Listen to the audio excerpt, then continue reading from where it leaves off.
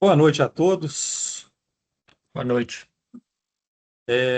Hoje nós temos o nosso Papo e Segue. O Papo e Segue de hoje é organizado pelos núcleos de Finanças e Tecnologia. O núcleo também de Tecnologia teve participação na organização. Estamos hoje com o professor Vitor Teixeira Gonçalves, que é educador financeiro da Finance Experts, com uma atuação muito bacana, voltada à formação de novos profissionais e à disseminação da educação financeira. O professor Vitor também é sócio e assessor de investimentos na Manchester Investimentos, graduado em Engenharia de Produção da PUC Minas, possui certificado internacional CFP em Planejamento Financeiro. O professor Luiz Amaro Lanari será o interlocutor no evento e passo a bola para o professor Lanari para dar início aí, juntamente com o professor Vitor. Oi, moçada e senhores professores, boa noite. Estamos Boa começando noite. esse nosso Papo e Segue sobre introdução a investimentos, que é, na minha opinião, um assunto genérico. Ou seja, todos nós, em algum momento, se Deus quiser, vamos ter uma sobra de caixa e vamos ter que entrar naquela decisão onde eu vou colocar meu dinheiro. E é isso que o Vitor veio fazer hoje, conversar com a gente sobre isso. Eu fico muito satisfeito de estar aqui com o Vitor, por quê? Porque eu sou da velha geração de mercado de ações, da época de Abamec, antes da Apimec, essas coisas todas. E o Vitor é a nova geração, ou seja, eu estou aqui para ouvir os conselhos dele. Fala, Vitor. Pessoal, primeiramente, boa noite. Gostaria de agradecer a presença de todo mundo, agradecer aos professores e toda a equipe da PUC também pelo espaço dado. E acho que, sem mais delongas, podemos iniciar o nosso bate-papo. A gente até separou algumas perguntas no final e também abriu um espaço para perguntas. É um tema que eu acho que é muito importante, é um tema que eu tenho certeza que todo mundo precisa, às vezes de uma pessoa que está passando mais dificuldades, até o bilionário. Então é muito legal trazer esse tema para às vezes pessoas que não têm o tempo no dia a dia para parar, para estudar um pouco sobre isso. E aí meu papel aqui hoje é trazer de uma forma simples, sem aqueles tantos de termo em inglês, sem ter aquela complicação toda, mas para realmente vocês saírem daqui mais familiarizados com o assunto e poderem também cada vez mais aplicar isso no dia a dia de vocês.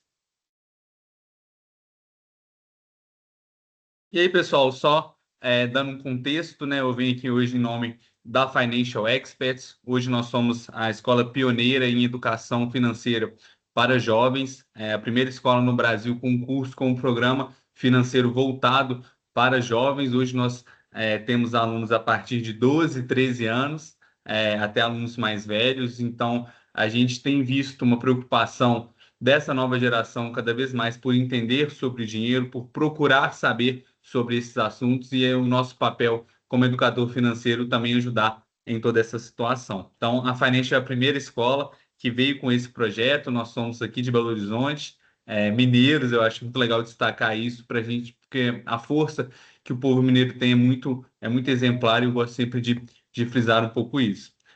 A gente tem uma sede que fica aqui no Vila da Serra. Hoje esse é o nosso espaço onde acontece a maioria das nossas aulas. Como eu falei no início da nossa reunião, hoje a gente tem algumas parcerias, inclusive uma com Santa Doroteia, onde eu sou professor lá também, entre outras escolas. A gente tem turmas online também, onde a gente atende alunos não só de Belo Horizonte, mas do Brasil inteiro.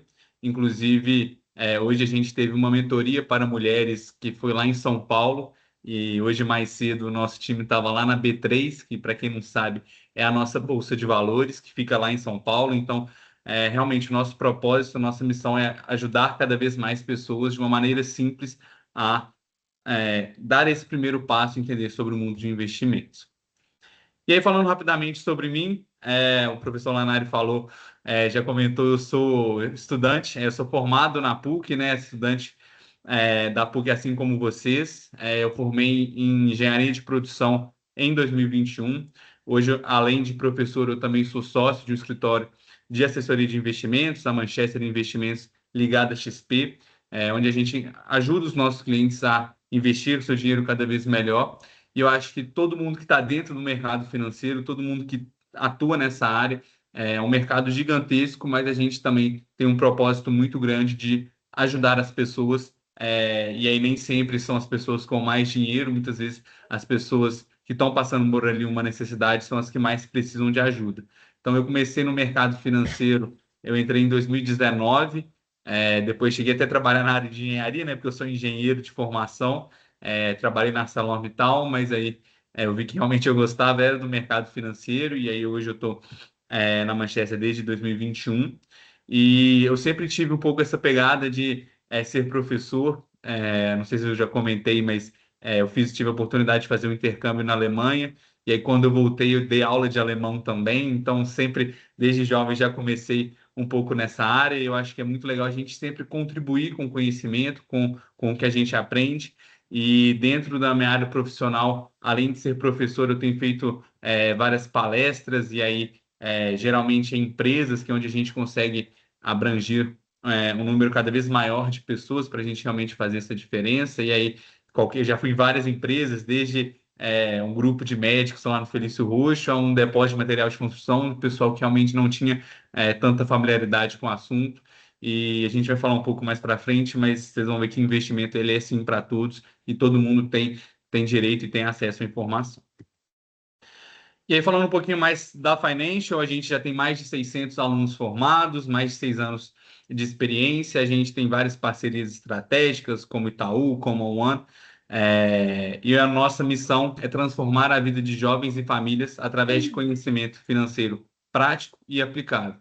Então, a gente vê muito conteúdo sobre finanças, hoje com o avanço da internet, isso ficou muito fácil, a gente consegue buscar informação, só que a gente muitas vezes esbarra em nomes muito técnicos, em pessoas que querem falar um linguajar, às vezes mais para parecer do que para realmente ensinar. Então, eu acho que essa parte de ser simples e aplicável é muito importante. E também a gente costuma aparecer bastante nos noticiários, a gente quer sempre estar presente para realmente levar essa informação para cada vez mais pessoas. Então, o nosso objetivo é realmente transformar a missão. Nossa missão é transformar a vida dos jovens através de conhecimento prático e fácil, principalmente na área financeira. Então, a gente tem centenas de alunos formados, a gente, aqui algumas fotos, a gente trabalha principalmente com o público jovem, que são alunos de 12, 13 até 25, 26 anos, e a gente também tem o Finanças para Elas, que também vem crescendo bastante, né? Cada vez mais a mulher se tornando protagonista dentro do mercado, tendo a remuneração que merece. Então, isso é muito importante também, a gente estar envolvido nessa área. E aí, pessoal, como eu falei no início, muito importante destacar, o investimento ele é para todos, mas não está para todos. O que isso quer dizer? Todo mundo ele tem o direito de investir, todo mundo pode começar a investir, mas não está para todos no sentido de que muitas vezes a informação, o conhecimento é direcionado só para quem tem um capital muito grande ou quem já está familiarizado no assunto, mas nem sempre todas as pessoas têm o acesso a essa informação. E aí que é muito importante a gente pensar no termo de liberdade financeira. Quando a gente fala de liberdade financeira, isso significa ter escolhas. Então, quando eu tenho uma capacidade melhor financeiramente falando, eu posso escolher onde estudar.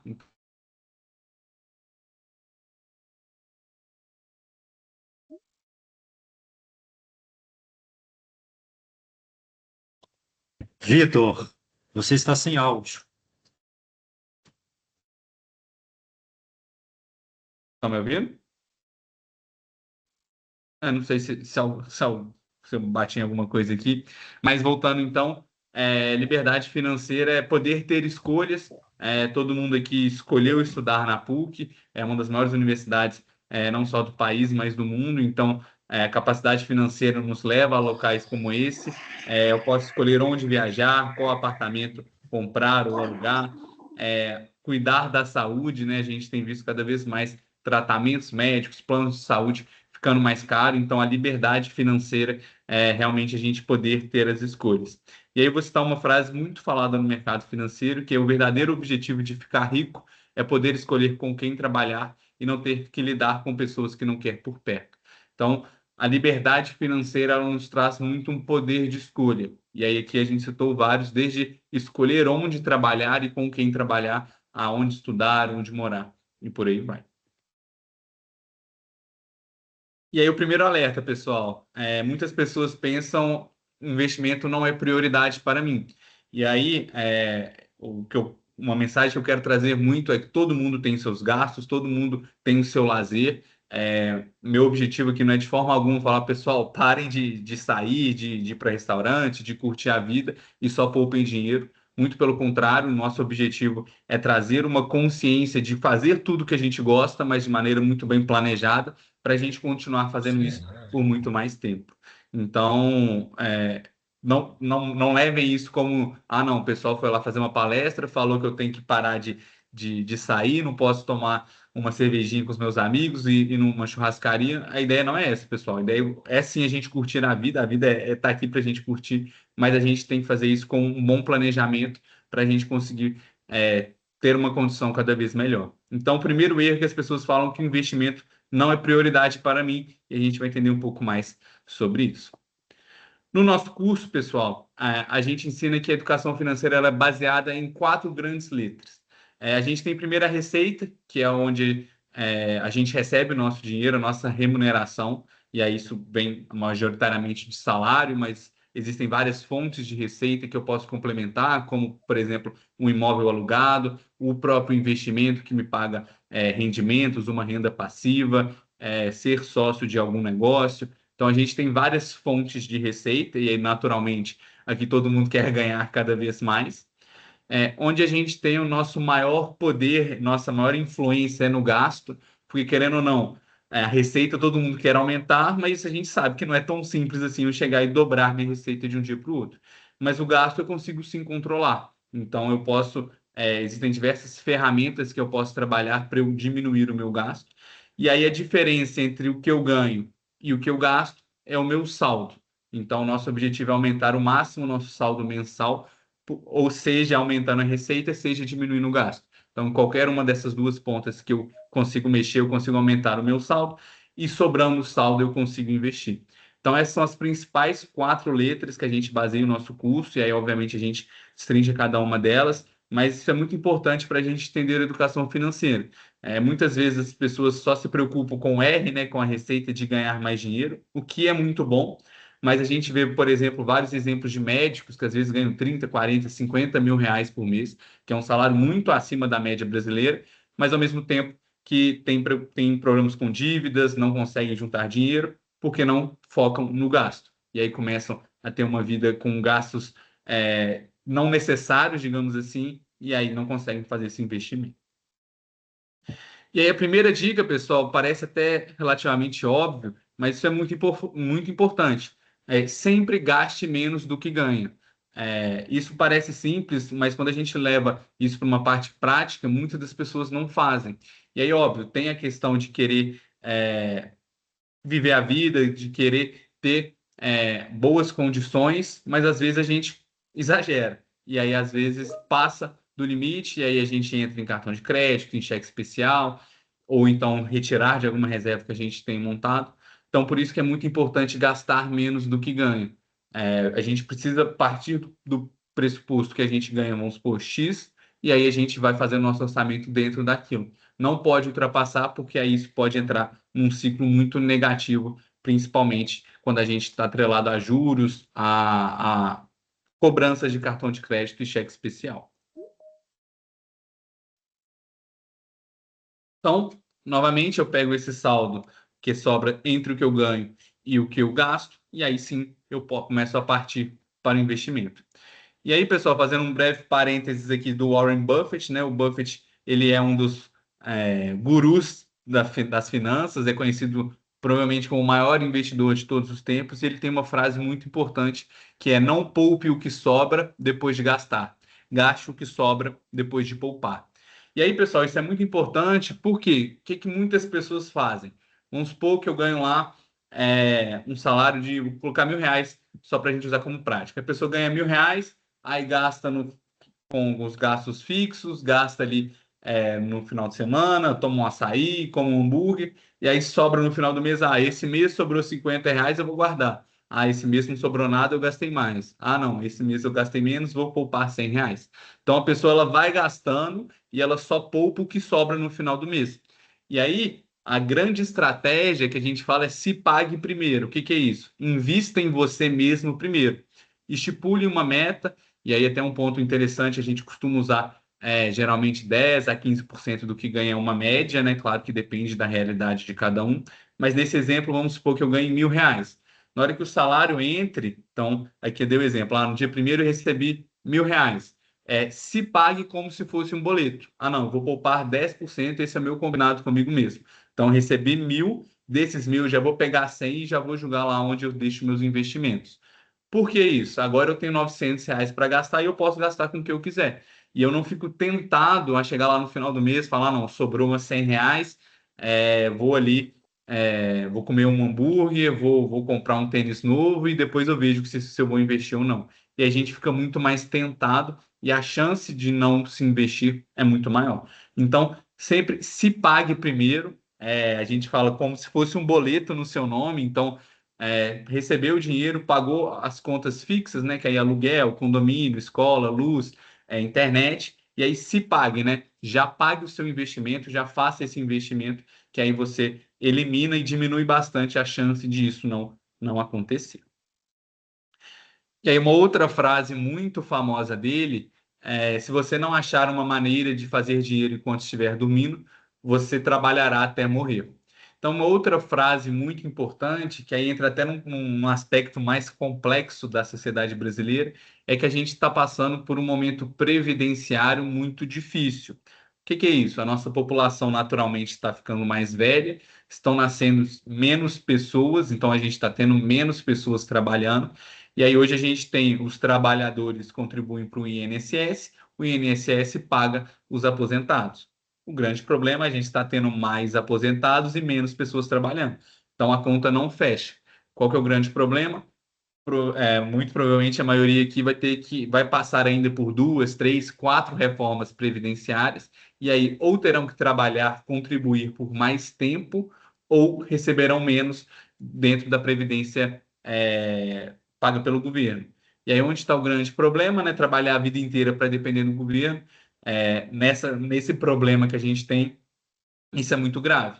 Por isso que a gente precisa pensar no nosso caso, e aí quando a gente fala fazer o dinheiro enquanto eu estiver dormindo, realmente ter uma rentabilidade para poder ajudar e contribuir como renda quando a gente chegar numa fase de se aposentar, né? Quando realmente parar de ter uma renda via trabalho e poder ter uma renda lá na frente.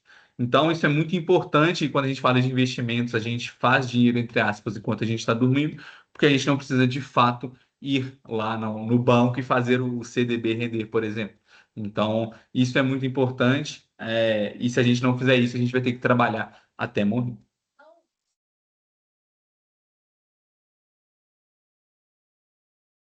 E aí, pessoal, falando um pouco mais, entrando na parte de investimentos. Então, essa breve introdução é mais sobre uma educação financeira do dia a dia, de como que a gente consegue fazer.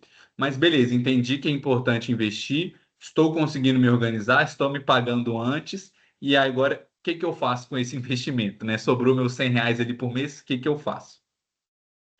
Primeiro ponto, que é investimento, né? Então, de forma prática, é você aplicar, investir o seu dinheiro em algo que vai te trazer um retorno, seja ele via valorização. Então, um exemplo simples, eu compro um apartamento de R$ 100.000 e vendo por 150 mil. Então, eu ganhei na valorização, ou então através de rendimentos. Eu posso comprar esse mesmo apartamento por R$ 100.000 e alugar ele por R$ 1.000 por mês. Estou recebendo R$ 1.000 por mês. E aí aquela velha história de colocar o dinheiro para trabalhar para você.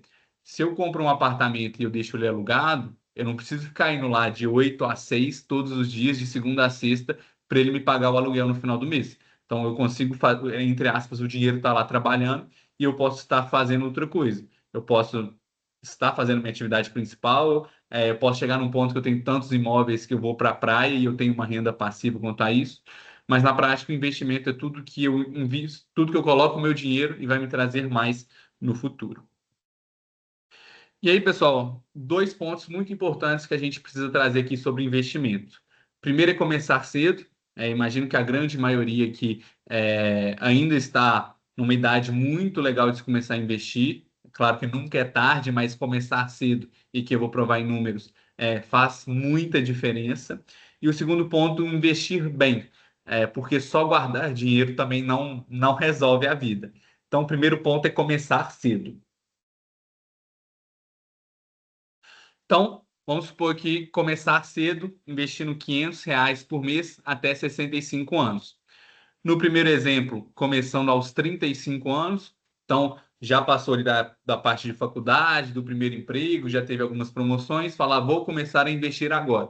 Vou juntar R$ 500, que não é nada absurdo também, ainda mais para uma pessoa que já está um pouco mais madura de mercado, e vai fazer isso dos seus 35 aos seus 65 anos, ou seja, durante 30 anos. Essa pessoa vai juntar, ao final desse período, R$ 3 milhões, que é um ótimo patrimônio. Isso aí já é um patrimônio bem superior à grande maioria da nossa população, mas que se tivesse começado antes, e aí aqui é um exemplo um pouco mais é, drástico, mas começando aos 15 anos, investindo por 50 anos, a gente teria 53 milhões de reais. E aí, por que eu quis trazer para trazer tanto esse impacto? A diferença aqui são de 20 anos, né? Um eu estou investindo por 30, outro eu estou investindo em 50. Não chega nem a ser o dobro do tempo. Então, numa matemática simples, né? Se por 30 anos eu invisto e tenho 3 milhões, se eu investisse por 50, provavelmente eu teria quase que o dobro ali, já que eu estou quase dobrando o tempo. E aqui, muito pelo contrário, né? Aqui são quase mais de 15 vezes a mais só por conta desse período, que esse é o grande poder dos juros compostos. Então, aqui é a importância de começar cedo. Eu ouço muito, às vezes a pessoa começa ali no primeiro estágio ou no primeiro emprego, falar, não, quando eu começar a ganhar mais dinheiro, eu começo a investir.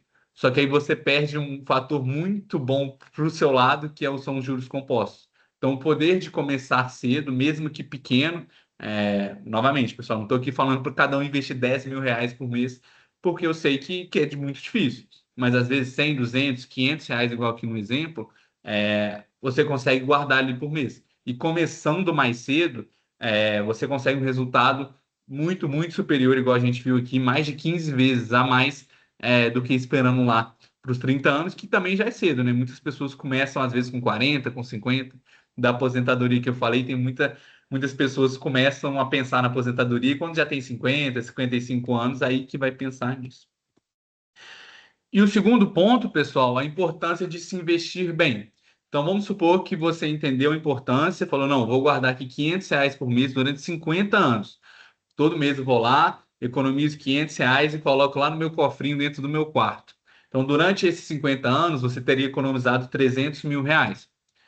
Se você pegar esses R$ 300 mil, em vez de deixar no cofrinho e investir numa aplicação razoável, você teria aí 2,93 milhões. Então, quase R$ 3 milhões ao longo desse período. Primeiro ponto, pessoal, olha a diferença. 10 vezes a mais só de se investir, ou seja, a pessoa que só poupou, ela teve todo o trabalho, todo, não diria a dor, mas o sacrifício de poupar, porque eu sei que todo mundo aqui preferia pegar esses R$ 500 e comer um hambúrguer e comprar um tênis novo e comprar uma camisa nova. Todo mundo gosta de gastar dinheiro, mas a gente tem que entender que lá na frente isso vai voltar muito mais. Então, a pessoa que só poupou, ela juntou R$ 300 mil. A pessoa que poupou e investiu de forma razoável já tem 10 vezes mais, ou seja, o dinheiro dela multiplicou por 10 durante 50 anos e agora tem 3 milhões. E aí, a pessoa que se investiu bem durante esse período chegou aos 53 milhões.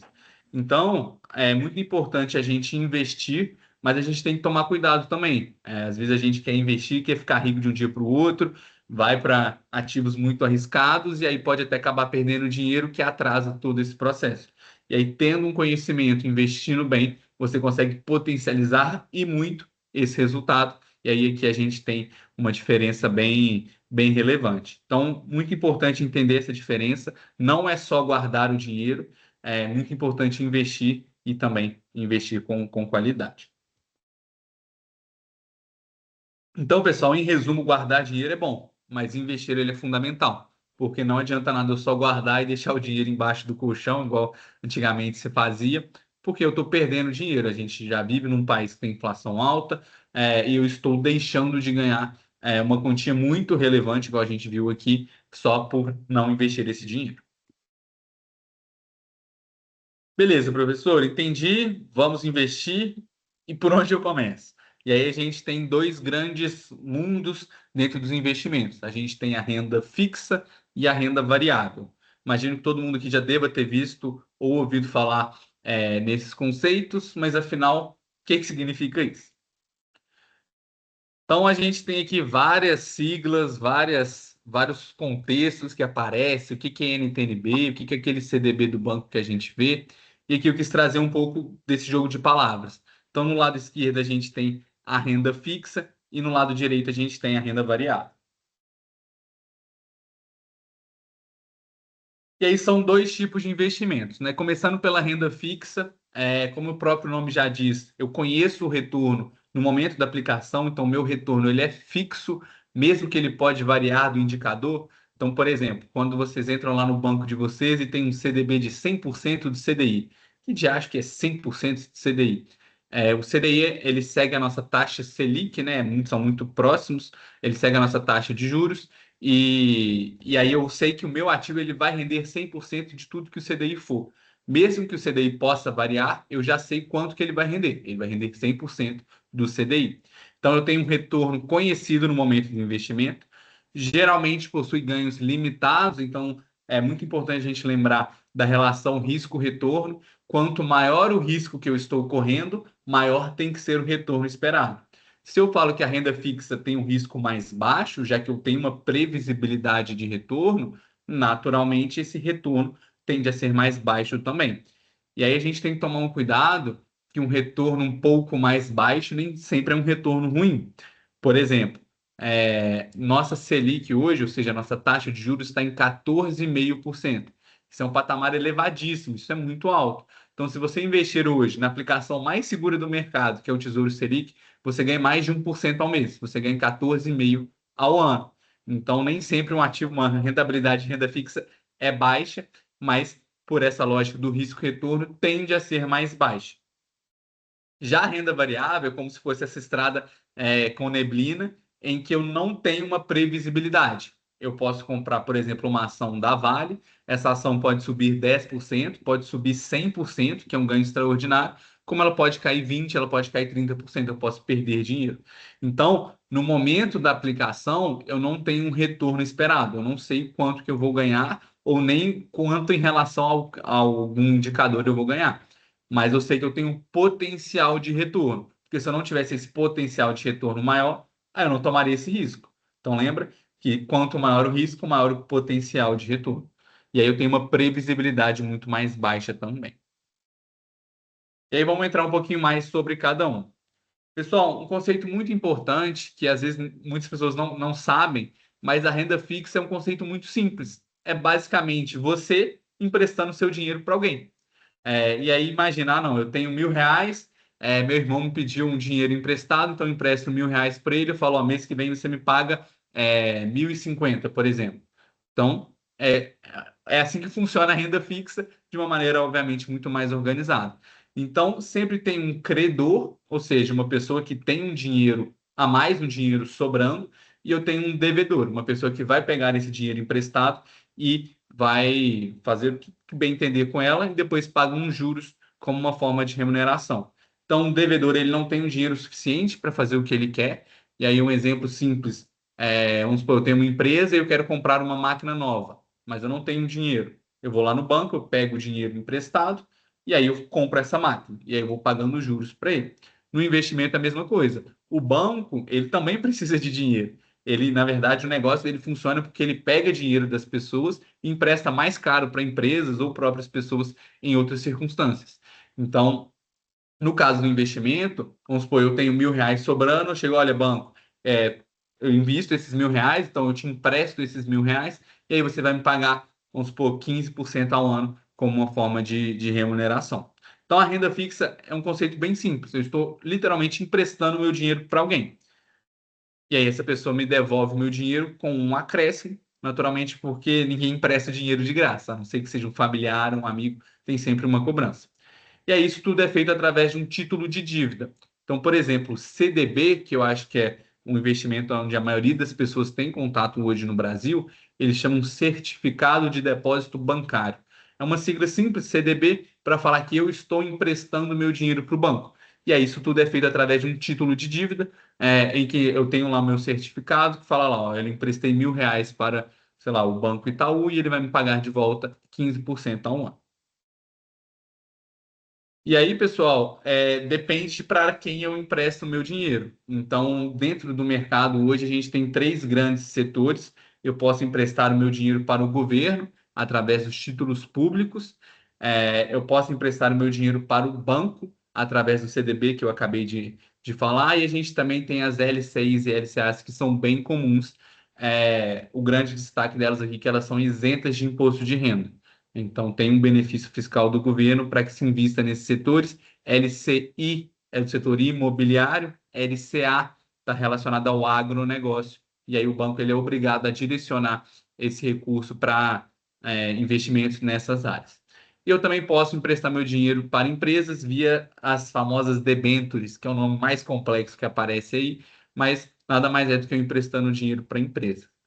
E aí, lembra que eu acabei de falar que sempre a relação risco-retorno, isso é muito válido e muito fácil da gente ver dentro do mercado de renda fixa. Então, se eu empresto meu dinheiro para o governo, que o governo é tido como o emissor mais seguro que a gente tem no nosso país hoje, naturalmente ele vai pagar uma taxa mais baixa. Por isso que a gente fala que a Selic é a nossa taxa básica de juros, que a partir dela tudo vai se desenvolver e vai derivar da nossa taxa básica. Então, quando eu empresto o meu dinheiro para o governo, ele é o mais seguro. Então, por isso que a gente fala que o Tesouro Selic é o ativo mais seguro que se pode investir no Brasil hoje. E aí depois tem os bancos. Os bancos, a gente teve um caso, imagino que está todo mundo vendo, do Banco Master, que mostra que bancos podem ser arriscados sim, mas mostra também por que eles não são tão arriscados com as empresas. Então, os bancos estão nesse meio termo, e aí vale destacar que, dentre os bancários, depende muito do tipo de banco. Então, a gente tem bancos muito grandes e que são muito mais robustos, apresentam uma solidez muito maior, e a gente tem bancos pequenos e médios que aí podem apresentar um risco cada vez maior. E aí, novamente, na relação risco-retorno, os bancos menores precisam pagar taxas mais altas para atrair esses investidores. E aí, esse foi até um dos problemas que a gente teve no caso do Banco Master. E os bancos têm uma grande proteção, que é o Fundo Garantidor de Crédito, que é o FGC, que ele protege o investidor caso o banco quebre em até R$ 250 mil. Então, a gente viu, foi muito usado agora com o Banco Master e todos os bancos do seu conglomerado. E isso é muito importante também, traz, querendo ou não, uma segurança a mais para o investidor. E, por fim, a gente tem as empresas. Nas empresas, é muito importante destacar que a gente não tem o fundo garantidor de crédito. Então, um conselho muito forte é nunca entre em uma emissão de uma debênture ou então CRIs, CRAs, que também são de empresas, sem conhecer muito bem o emissor. Por quê? Se eu compro uma debênture de uma empresa que eu não conheço só porque está pagando uma taxa mais alta, vamos supor 20% ao ano, novamente, risco-retorno. Se ela está pagando uma taxa muito alta, quer dizer que tem um risco mais alto. E essa empresa quebra, aí você não recebe seu dinheiro de volta, você entra num processo de recuperação judicial, e aí realmente um processo, a gente sabe que no Brasil às vezes as coisas não andam tão rápido, e aí realmente é um processo muito mais demorado. Então a gente tem que tomar muito mais cuidado, e por isso que a gente fala que os investimentos em empresas na renda fixa são os mais arriscados. E aqui, só para a gente entender um pouco mais, então a gente tem o garantido pelo FGC, eu quis trazer que aqui a gente tem vários exemplos, né? Todos os bancos têm os seus CDBs, e aí ele é garantido em até R$ 250 mil por instituição. Então, a cada emissor, né, a cada banco, eu posso ter até R$ 250 mil que eu estou protegido pelo FGC. E aí, novamente, o que é esse CDI, né? O CDI, ele segue muito a nossa taxa Selic. Aqui eu usei a própria taxa Selic como exemplo, mas o CDI ele sempre é 0,10 abaixo, mas só para não ficar muito confuso, eu trouxe como se fosse a nossa própria taxa de juros. E aí, que é esse 100% de CDI que aparece para todo mundo, que todo mundo vê nos seus aplicativos? É exatamente isso. Então, de acordo com o CDI, esse ativo ele vai pagar rentabilidade. Então, no caso dele ser 100% do CDI, ele vai pagar exatamente a taxa que for o CDI. Ah, vamos supor que ele é 110% de CDI. Então, nesse caso, ele pagaria 10% a mais. Então, hoje aqui um exemplo muito simples. Se eu tenho 100 mil reais investido num CDB a 100% de CDI, ele vai me pagar o CDI de fato, né? Como ele é 100%. Hoje a gente está usando aqui 14,5%. Se eu invisto 100 mil reais nesse CDB, no período de um ano, eu tenho um ganho de 14.500. E aí que é muito importante destacar, a nossa Selic ela está em constante variação, né? A gente tem o Banco Central junto com o Copom fazendo essa análise de quando que tem que cortar ou não os juros, que a gente fica vendo aí no Jornal Nacional, os juros cortados, exatamente isso. Então, a gente começou o ano com juros em 15%, a gente já teve 2 cortes de 0,25%, então hoje a nossa taxa Selic é de 14,5%. Então, por mais que a gente esteja num ciclo de cortes, a gente ainda está num cenário de muita alta para a nossa Selic. E aí, aqui, só para exemplificar, a relação risco-retorno, né? Se eu quero um retorno mais alto, eu preciso aumentar o risco para equilibrar. Se eu não quero tomar risco, eu também não posso esperar um retorno extraordinário, porque muito provavelmente eu não vou ter. E aí que é muito importante também a gente, como eu falei, prestar atenção no cenário econômico atual. Como a gente está no cenário de juros muito alto, eu posso pegar ativos de baixo risco que vão me pagar muito bem. Então, eu consigo ganhar 14% ao ano, que é uma rentabilidade extraordinária em ativos de baixo risco. Ao mesmo tempo, por exemplo, na pandemia, quando a gente tinha uma Selic a 2% ao ano, eu ia ficar o ano inteiro investindo e ganhar somente 2%. Então, eu precisaria buscar ativos com um risco maior, porque o retorno estava muito baixo. Então, é sempre essa balança que a gente precisa levar em consideração. E durante o nosso curso, pessoal, a gente ensina bastante sobre o nosso tripé de ouro. O que significa isso? A gente precisa sempre balancear esses 3 itens, que é o risco, o retorno, que a gente acabou de ver, e a liquidez. A liquidez também é muito importante. O que é liquidez de fato, pessoal? É a capacidade que eu tenho de transformar aquele ativo em dinheiro. Vou dar um exemplo. A gente viu aqui um CDB de liquidez diária, ou seja, eu posso resgatar que esse valor cai no mesmo dia. Mas se eu invisto num CDB que ele me paga com vencimento em 2030, ou seja, ele tem uma liquidez de 4 anos, naturalmente ele precisa me pagar um valor mais alto, porque para eu ficar travado por 4 anos, eu estou aumentando o meu risco. Se aumento o meu risco, eu aumento o meu retorno. E aí a chance do mercado mudar em 4 anos, do banco que eu investi ter algum problema em 4 anos é muito maior do que em um ativo que eu posso resgatar a qualquer momento.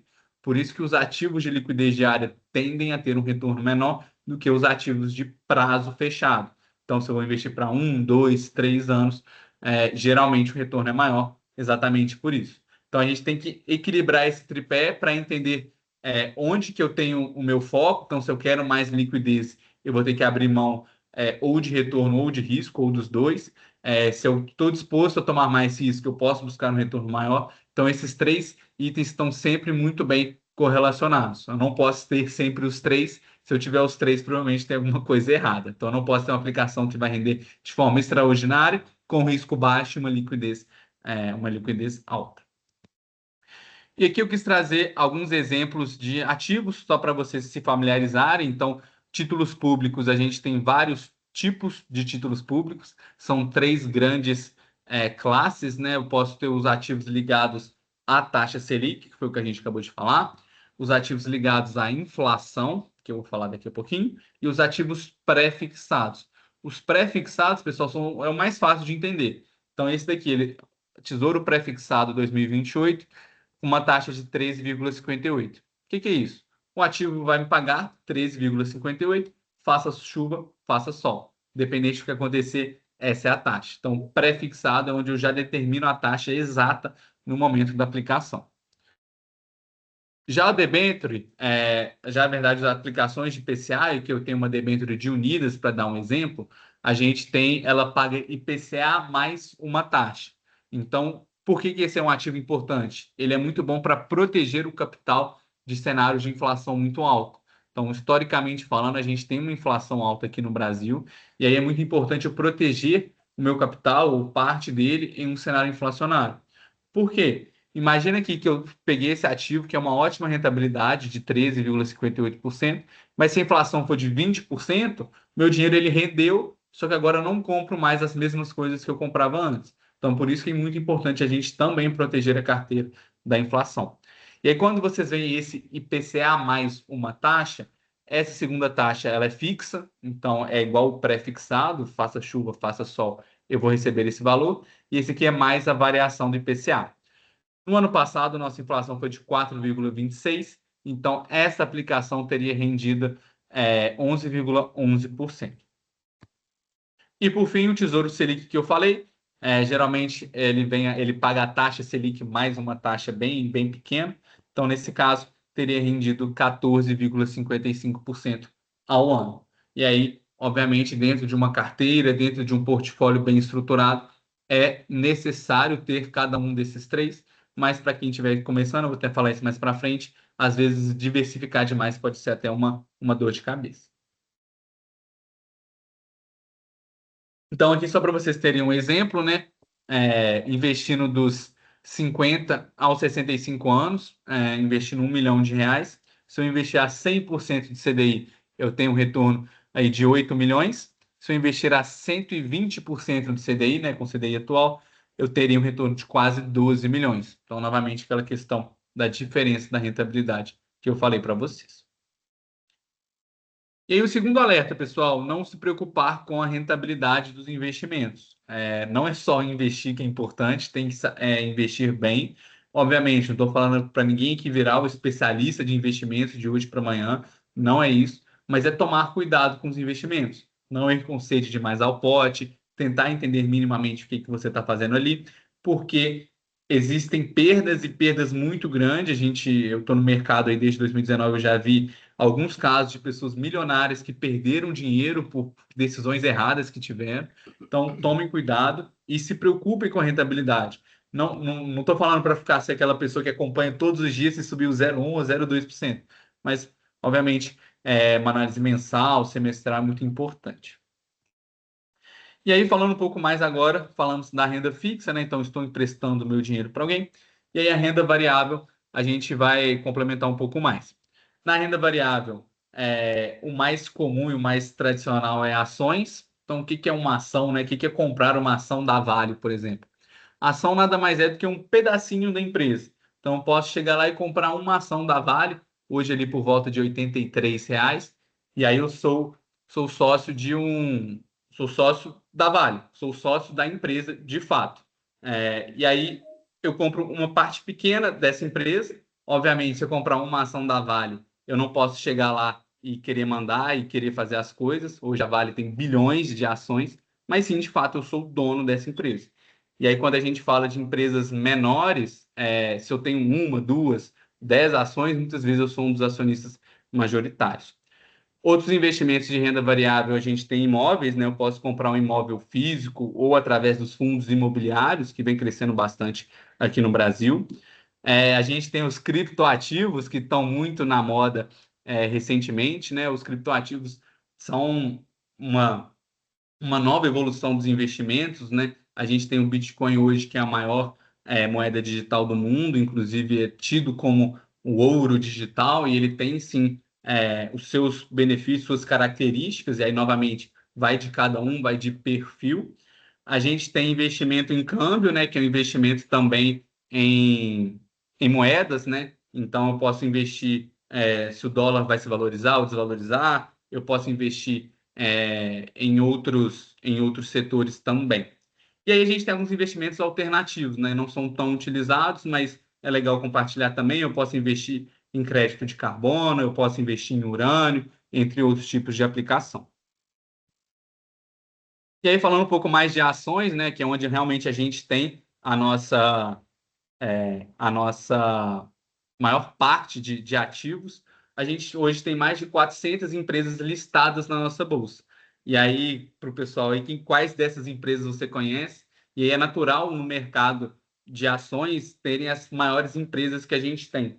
Então, hoje a gente tem qualquer empresa muito grande que a gente pensa, muito provavelmente ela está na bolsa. Então a gente tem a Vale, a gente tem a BR Foods, que é dona da Sadia, a gente tem a WEG, a própria B3, que é a nossa bolsa, e Lojas Renner, Localiza. A gente tem várias empresas aqui de Belo Horizonte, como a MRV, a própria Localiza, o Mater Dei, o Banco Inter, por aí vai. Então hoje as maiores empresas estão lá, a gente ainda tem grandes empresas que não estão na bolsa, por exemplo, a Araújo é uma delas, aqui gigante em Belo Horizonte, mas que não tem capital aberto na bolsa.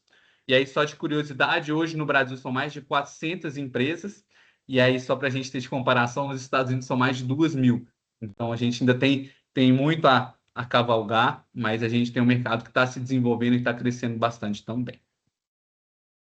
E aí, pessoal, é muito comum a gente ver a bolsa subiu 1% hoje. Eu ligo lá o Jornal Nacional, não, a bolsa caiu 0,5% hoje.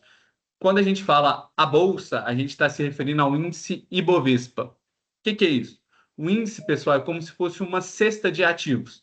Porque como são várias ações lá dentro, eu não posso falar a bolsa caiu ou a bolsa subiu. Eu preciso ter um parâmetro. Então, hoje a gente tem o índice Ibovespa, que ele é composto pelas maiores empresas do mercado, e não são todas que têm o mesmo peso lá dentro. Então, essa imagem aqui da direita, a gente consegue ver muito bem como que está distribuído. Hoje a gente tem a Vale como nosso principal peso, a gente tem ali Petrobras muito forte também, Itaú, Bradesco, Banco do Brasil, a própria B3, a WEG. Hoje, nosso Ibovespa, no nosso índice, ele é muito composto por empresas de commodities, então Vale, Petrobras, Gerdau, e o setor bancário também é muito forte, que é Itaú, Bradesco, Caixa, a própria B3. E aí, essa cesta que é usada. Então, se toda essa cesta se valoriza 1%, aí a gente vê lá, não, a bolsa subiu 1% hoje. Se a cesta toda cai, aí tem a variação, a bolsa caiu. E lá dentro tem ação que sobe, tem ação que cai, e aí tem de tudo. Então, o índice é exatamente essa cesta composta pelas maiores ações que a gente tem, e é por isso que a gente fala. E aí, como que é na prática, né? Então, quando uma pessoa compra uma ação da Localiza, ela de fato está comprando um pedacinho da empresa, ela de fato está se tornando sócia daquela empresa, mas aí a gente tem que lembrar que essas empresas são gigantescas. Então, para eu realmente ter uma participação relevante lá dentro, eu teria que comprar uma quantidade muito, muito grande de ações, para aí sim eu poder ter algum voto, alguma coisa lá dentro. Então, se eu tenho 10 ações, 100 ações de uma empresa, eu sou um acionista minoritário, e aí eu não tenho tanto poder de voto lá dentro, mas eu tenho direito a receber os dividendos. O que são os dividendos, né? Os dividendos é o lucro que a empresa distribui para os acionistas, então eu tenho direito a receber, e eu tenho outros direitos, como se a empresa for comprada e por aí vai. E aí, de fato, eu me torno sócio dessa empresa. E aí, dentro do mercado de bolsa, existem 3 tipos de investidores, né? Brasileiros, pessoa física, então é como se cada um aqui chegasse lá e comprasse uma ação da Vale. Eu tenho os investidores institucionais, que aí são as grandes empresas dentro do mercado, como assim, os grandes fundos de investimentos, as tesourarias dos bancos, grupos muito grandes que movimentam, então são os institucionais que investem através, geralmente, de CNPJs, e os investidores estrangeiros, né? Para quem está mais ligado no mercado, não sei se todo mundo reparou, mas a gente teve uma alta muito grande da nossa bolsa nos últimos 6 a 12 meses. E foi muito impulsionado pela entrada de capital estrangeiro na nossa bolsa. Como assim? Os fundos de investimento, principalmente dos Estados Unidos e da Europa, viram no Brasil uma oportunidade e investiram capital aqui. Como a nossa economia perante, principalmente os Estados Unidos, ainda é muito pequena, qualquer entrada de capital lá faz muita diferença aqui. E aí, como eles entraram forte, a nossa bolsa teve essa alta muito por causa do investidor estrangeiro. Então, a gente tem sim investidores, não só brasileiros, mas de outros países que investem aqui, na grande maioria das vezes, via fundos de investimento. E aí, pessoal, os investimentos, principalmente ações, mas todos os investimentos, sofrem impacto, a gente gosta de dividir em 3 níveis. Como assim? A gente tem o nível 1, que é o nível da empresa. Então, vamos supor, eu estou investindo na Localiza, mas a Localiza teve um ano meio ruim, a produção não está indo muito bem, estão perdendo cliente. Então, esse é um risco da nível empresa, e aí vai impactar naturalmente a ação, mas interfere só a empresa. segundo ponto é o nível Brasil, que já é o nível nacional. Eu tive uma nova legislação que agora vai tributar todas as empresas em 5%. Então, isso interfere todo o cenário brasileiro, não só localiza, como todas as empresas que tem no Brasil. E aí, o terceiro ponto é o nível mundo. Por exemplo, a pandemia. A pandemia, independente da empresa que eu tivesse, a empresa caiu, né? Praticamente todas, tirando salvo essas raras exceções, mas no mundo inteiro. Por quê? Foi algo que afetou o mundo inteiro. Então, os investimentos em ações, eles sofrem três grandes impactos. Da empresa, se a empresa está indo de fato bem ou não. Do país, às vezes a empresa está indo muito bem, mas o país está indo mal, entra numa crise e aí prejudica a empresa. E do mundo. Da mesma forma que um problema no Brasil não vai interferir nas ações da Apple que são negociadas nos Estados Unidos. E por aí vai. Então, sofrem esses três níveis de impacto. E aí, eu tenho duas formas de ganhar dinheiro com ação. Então, vamos supor, eu comprei lá a minha ação da Vale, R$ 80, eu posso ganhar dinheiro de duas formas. Posso ganhar via o dividendo, que eu falei que é o lucro que a empresa distribui para os acionistas. Então, comprei uma ação da Vale e aí a Vale anunciou que vai pagar R$ 1 por ação de dividendo. Então, se eu tenho uma ação, eu tenho R$ 1. Eu ganho R$ 1. Mas vamos supor, se eu tenho 1.000 ações, eu vou ganhar R$ 1.000 de dividendos. E aí, claro que essa proporção varia, não é sempre R$ 1 por ação, mas foi só um exemplo. Mas vamos supor, a empresa paga 50 centavos por ação, eu tenho 10.000 ações, aí eu recebo de dividendos R$ 5.000. Ou via valorização, que aí é mais simples. Falei para vocês que a ação da Vale está ali por volta de R$ 83. Se eu comprei 83 e vendi por 100, eu ganhei na valorização desse ativo. E aqui, pessoal, eu quis trazer dois casos de exemplos de ação para a gente ver como que, de fato, o mercado acionário funciona. A gente tem a Direcional, que é uma das maiores construtoras do país. Dividend yield, pessoal, é quanto que essa ação pagou a cada 100% do valor. Então, vamos supor, se eu tivesse R$ 100 em ações da Direcional, ela teria me pago R$ 16,59 de dividendo. A gente usa muito esse parâmetro porque tem ação que custa R$ 80 igual a Vale, a Petrobras hoje está uns 45, Itaú está 40. Então, se fosse sempre em relação ao preço da ação, poderia variar bastante. Então, a gente usa essa porcentagem para saber quantos por cento do valor da ação hoje, seja ela 40, 50 ou R$ 70, a empresa está pagando de dividendos. E aqui a valorização, quanto que a empresa valorizou de ação nos últimos 12 meses. E aí que, pessoal, um ponto muito legal que eu posso ganhar das duas formas, né? Não é uma ou outra. Então, a empresa pode valorizar, ela pode pagar os dividendos, e aí, no caso da Direcional, quem comprou a Direcional um ano atrás ganhou 40% em 12 meses. Então, por isso que as pessoas compram a ação, porque ela tem uma possibilidade de ganho de 40% em 12 meses, sendo que eu falei que mesmo em um cenário que a renda fixa está muito, muito boa, ela está pagando 14,5%. Então, por isso que as pessoas tendem, não tendem, mas por isso que as pessoas podem buscar as ações, porque elas têm um potencial de retorno maior. Mas como eu falei com vocês, se a gente tem mais retorno, a gente tem mais risco. Então, não necessariamente eu vou ganhar 40% nas ações, que se fosse garantido, todo mundo compraria. E aqui um exemplo da Magalu. A Magalu pagou 1% de dividendo, então se eu tivesse R$ 100 investidos na Magalu, ela teria me pago R$ 1,14 de dividendos. E na valorização, o papel desvalorizou 17,89%. Ou seja, quem investiu lá atrás R$ 100 em Magalu, teria perdido quase 17% durante todo esse período. Ou seja, quando eu invisto em ações, eu posso perder dinheiro. Não é ter uma rentabilidade ruim, é perder dinheiro de fato.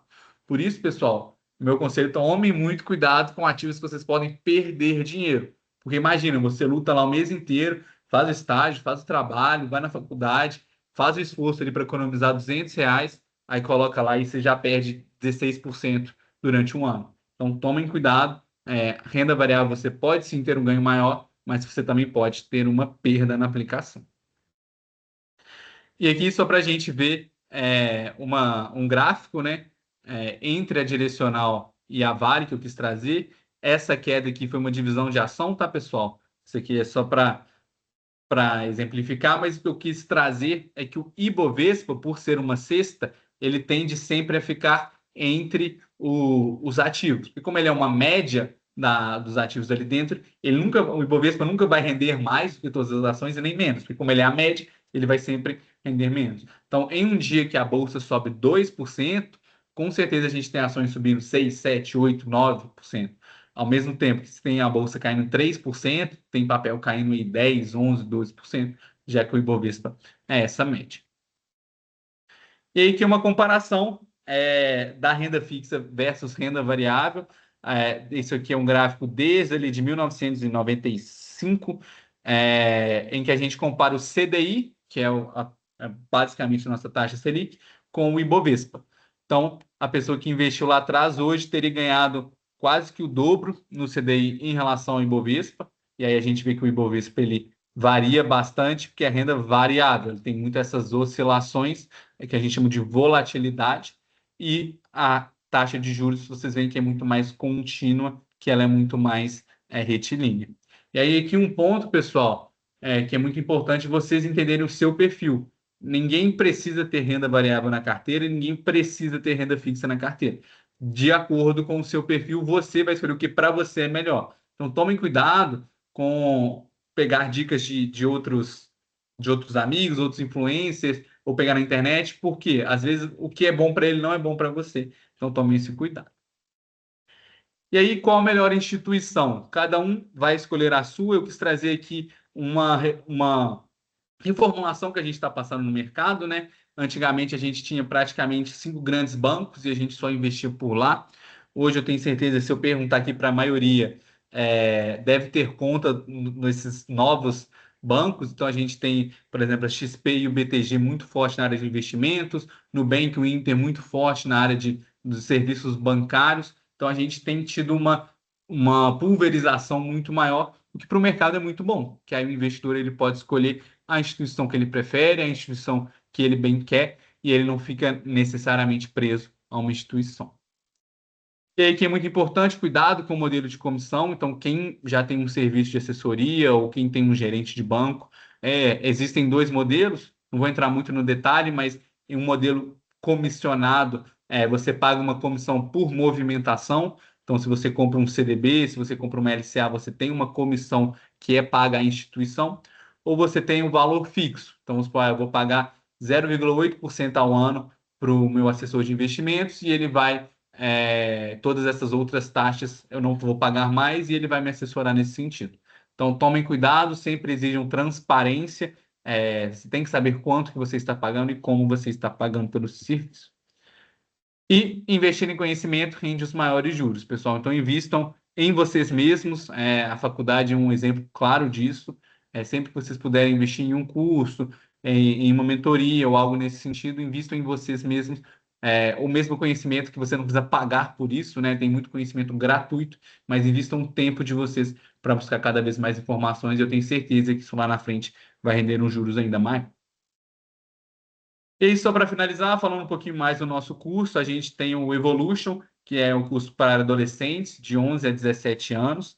A gente tem o Financial Master, que é para jovens de 18 a 24, 25 anos, que estão no período de faculdade, de estágio. E a gente tem o Finanças para Elas, que é para mulheres adultas. Tem crescido demais a demanda e a procura, então é muito legal ver também o público feminino. Então a gente tem um preconceito grande dentro do mercado financeiro de que finanças é só para homem, de que o homem tem que lidar com dinheiro, e a gente tem visto na evolução da nossa sociedade que as mulheres têm sim o seu protagonismo muito forte nessa área também. Então a gente tem o nosso curso Finanças para Elas também, pessoal. Esses são os nossos contatos. Recomendo a todos a seguir o nosso Instagram Financial Oficial. E, professor Lanário, não sei como que a gente está de tempo, mas acho que a gente tem algumas perguntinhas para a gente falar, correto? Ok, Vitor, muito obrigado pela sua apresentação, muito boa, muito clara, né? Chamando muita atenção para risco-retorno, que é talvez o conceito mais importante que você tem em termos de investimento, ou seja, não comprar fazendas boi gordo, não comprar ou não se entusiasmar com 40% acima do CDI, como andou sendo oferecido por aí. Bom, nós temos tempo para perguntas, sim, e estamos aqui dispostos a ouvir os participantes que querem fazer perguntas. Alguém tem alguma pergunta? Basta levantar a mão e mandar bala.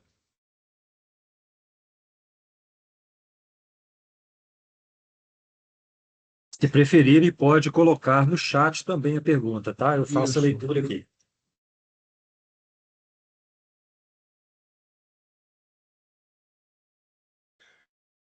Bom, ainda não vou começar fazendo uma pequena pergunta.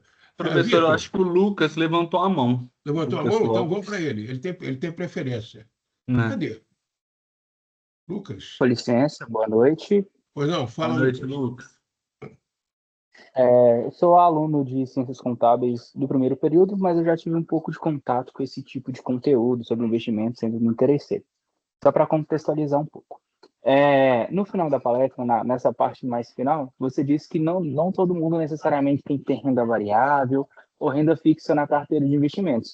Só que aí é uma pergunta realmente que eu tenho, que é o seguinte: cada tipo de renda, tanto a renda variável quanto a renda fixa, além do objetivo de render dentro de uma carteira de investimentos, elas vão ter finalidades diferentes. Por exemplo, a taxa Selic, por ser uma renda variável e segura, o Tesouro Selic, desculpa, ele vai ter a finalidade de proteger o seu patrimônio a longo prazo. Só que a renda variável, por exemplo, ações, ela vai ter uma finalidade de ter uma rentabilidade maior ou até mesmo de gerar dividendos ao longo do tempo para você poder reinvestir esses dividendos dentro da área que você está trabalhando. Então, essa linha de raciocínio, ela está certa ou ela está equivocada? Realmente eu posso manter só uma renda fixa ou uma renda variável na minha carteira? Perfeita pergunta, Lucas. E vou responder ela de duas formas. Primeiro, falando uma parte um pouco mais técnica, mas em uma carteira de investimentos otimizada, a gente tem sim renda fixa e renda variável. Eles são complementares, bem quando você falou a renda fixa, aí depende do perfil de cada pessoa, mas na média ela vai trazer uma maior parte, uma segurança maior, e a renda variável vai trazer o tempero da carteira, digamos assim, onde que a gente vai realmente buscar rentabilidades maiores. E aí, a segunda parte da resposta que eu quis dizer é que eu recebo muito uma dúvida, falar, não, eu vejo o pessoal investindo em ações, mas eu tenho muito medo, não queria investir em ações. Não tem problema nenhum, é só não investir em ações. Às vezes as pessoas acham que elas são obrigadas a tomar mais risco, e aí a renda fixa praticamente toda carteira vai ter, mas é mais quanto a renda variável. Então, não se sintam obrigados a investir em renda variável, a comprar ações só porque num portfólio extremamente otimizado ela está lá dentro. Porque tem um lado comportamental que é extremamente importante na hora de montar uma carteira. Então, imagina, você é uma pessoa muito conservadora, e aí você compra as ações, e aí você vê seu patrimônio variando, porque a gente viu que isso pode acontecer com as ações, e aí você perde o sono, você começa a ficar ansioso, então as ações não seriam para você. E aí tem outros ativos que compõem esse perfil. Então, ótima pergunta. Então, sim, numa carteira otimizada a gente tem os dois, eles são complementares, mas o que eu quis dizer é que você não é obrigado a escolher um ativo só porque ele é ideal na planilha, no Excel, porque se ele não faz bem para você, não deveria investir. Obrigado pela resposta. Uhum. Professor Ok, Lanari, mais alguém? Vitor, uma curiosidade. Em termos dessa sua carteira otimizada hoje, em termos da conjuntura econômica que a gente tem hoje, Brasil e mundo, quantos por cento de renda fixa, quantos por cento de renda variável? Para o investidor de aversão ao risco média. É isso que eu ia perguntar, né? Depende bastante do perfil. Hoje a gente tem, principalmente em cenário Brasil, a gente tem um cenário que a renda fixa está muito favorável, então a gente tende ali a pesar um pouco mais a mão na renda fixa, tanto na parte pós-fixada, em que eu tenho a taxa de juros muito alta, mas Sim, também nos ativos de inflação. Porque, sim. como esses ativos eles seguem a taxa básica de juros, eu tenho títulos do Tesouro pagando taxas, quando a gente olha historicamente falando, em patamares mais altos da história. Então, por exemplo, eu tenho títulos que me pagam inflação mais 7,5%. Isso é muita Uhum. coisa, pessoal. Tem um juro real de 7,5%. É Então, por altíssimo. isso que, na média, a gente tende a pesar a mão para renda fixa, mas a gente também tem oportunidades em renda variável. Então, hoje está mais ou menos ali uns 70% renda fixa, 30% renda variável. Novamente, depende muito do perfil. Um investidor mais arriscado, ele vai pesar a mão mais em renda variável, e um investidor mais conservador na renda fixa. Para um perfil moderado, eu acho que esse 70-30, para o perfil de hoje, para o patamar econômico atual que a gente está, eu acho que é uma porcentagem interessante. Ô, Vitor, nós não combinamos, não. Mas eu ontem, na sala de aula, falei no Benjamin Graham, né, Uhum. né, exatamente nessa proporção, e eu falei exatamente nesse 70-30, dentro da situação atual, Mas em nós estamos função bem de. entrosados, então, né? E nós não. Deixar claro aqui que nós não combinamos, hein? O pessoal vai achar que a gente até combinou. Mas eu acho que É, é uma percentual interessante, porque você tem o grande parte onde está rendendo muito bem sem risco. E aí, é. novamente, pessoal, volta lá atrás. Isso porque a gente está com a Selic a quase 15%. Se eu tivesse com a Selic a 2%, o que adianta eu ter 100% da minha carteira na renda fixa? Se durante um ano inteiro eu ganho 2%. 2% é praticamente nada. Mas 15% é muita coisa, né?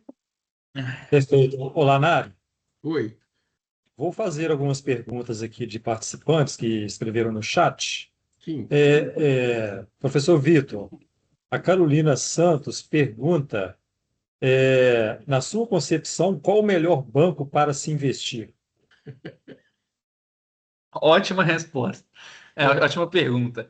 Então, sendo bem sincero, pô, hoje, obviamente, eu trabalho junto à XP, eu poderia puxar a sardinha, mas sendo bem sincero, eu acho que com o crescimento do mercado, a gente fala que produto virou commodity. O que que significa isso? Antigamente, cada banco tinha o seu produto e aí isso fazia muita diferença. Como agora a gente tem várias opções, meio que os produtos ficaram muito parecidos. Hoje, de investimentos, a gente tem, por exemplo, a XP e o BTG como os principais players. A gente tem também o Itaú, que vem crescendo muito forte. A gente pega, por exemplo, o Banco do Brasil, o Caixa, eles são mais fortes em crédito. Para quem está começando, o Inter e o Nubank funcionam muito bem também. Então, acho que essas são as principais instituições que eu recomendaria. Conheço pessoas que investem em todas e que gostam. Então, eu fugiria um pouco de Banco do Brasil e Caixa, porque eu já ouvi muita reclamação lá, porque são bancos mais voltados para a parte de crédito, de financiamento, e aí a parte de investimento fica um pouco deixada de lado. Escolha que você mais gosta, escolha que você tem mais afinidade, às vezes já tem uma conta. Para quem está começando no Inter e no Nubank, geralmente tem taxas mais baixas, então isso costuma ajudar também. Ótimo. A Camila pergunta o seguinte: você poderia me explicar e aprofundar na questão de dividendos? Pergunto, pois investi no Banco do Brasil através da XP há mais de um ano e até agora não vi diferença. Como seria o pagamento desses dividendos? Então, Mensal, cai na conta? Como é que funciona? isso, os dividendos, a empresa que anuncia não tem de fato uma regra, né? A empresa pode anunciar a qualquer momento, mas os dividendos eles são pagos direto na conta corrente. E aí, inclusive, independente da instituição que você compra, os dividendos são os mesmos. E aí, aprofundando um pouco mais, o banco, vamos supor, o banco lucrou 100 milhões de reais, e aí ele pode decidir distribuir esse valor ou não. Ele pode pegar esse dinheiro e reinvestir na própria empresa. E aí, geralmente, bancos, setor elétrico, que são empresas que não conseguem investir tanto no negócio, né? Porque eles já estão num patamar muito grande, eles não conseguem investir e aí eles distribuem esse lucro. Eu vou até sair da apresentação aqui, abrir um site que chama Status Invest. Esse é um site que muito bom para pegar indicadores, pegar informações, e aí só para a gente aprofundar um pouco mais. Se eu pesquiso aqui BBAS3, que é a ação do Banco do Brasil, ele vai me falar que é aquele dividend yield que eu falei lá atrás.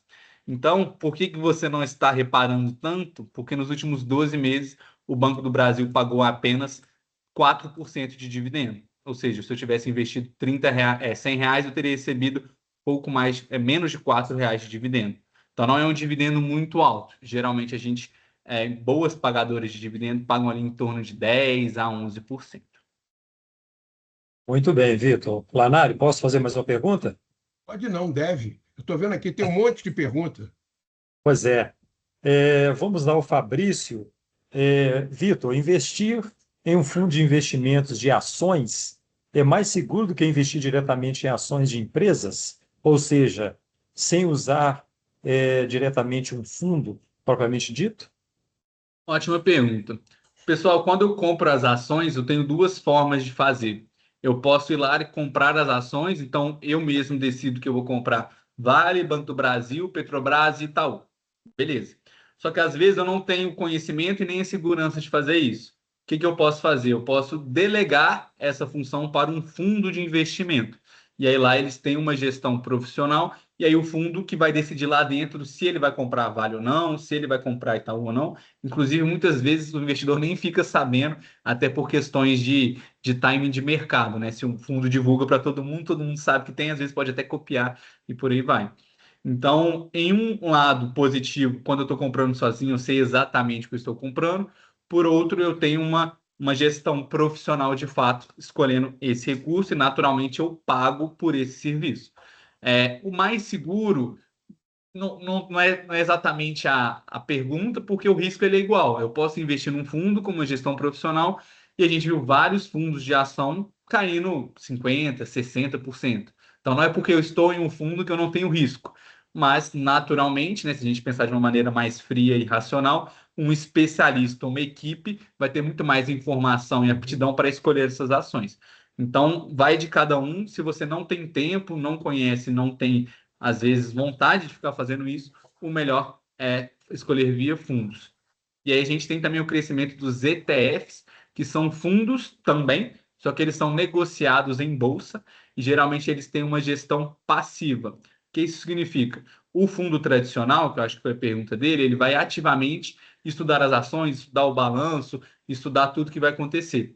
Os ETFs é uma gestão passiva, que é a cesta que a gente falou. Lembra do índice Bovespa que eu comentei? Então, eu posso comprar exatamente esse índice numa cesta e a cesta vai ficar lá. Ela não varia, ela não tem alteração. Se uma empresa subir demais ou cair demais, não acontece nada. Não tem decisão de escolha. Ela é uma cesta de ações que eu compro e eu vou comprar só isso. E aí, com o crescimento também dos ETFs, eu tenho ETFs específicos. Então, vamos supor que o nosso professor aqui escolheu investir no setor de energia, só que ele não sabe qual ação de energia comprar, ele quer investir só no setor. Ele pode comprar uma cesta de todas as ações de energia do setor. Ou então ele quer só empresas que pagam bons dividendos. Então, você tem um ETF só de empresas que historicamente pagam dividendos. Por aí vai. Então, são essas três grandes formas. Eu posso ou comprar sozinho, ou comprar, delegar essa função para alguém que vai ficar ali ativamente buscando as oportunidades, ou comprar uma gestão passiva, que é uma cesta de ações, que aí vai de fato só acompanhar aquela cesta, seja para cima ou seja para baixo. Perfeito. Yasmin, quer fazer uma pergunta? Ideias, Yasmin?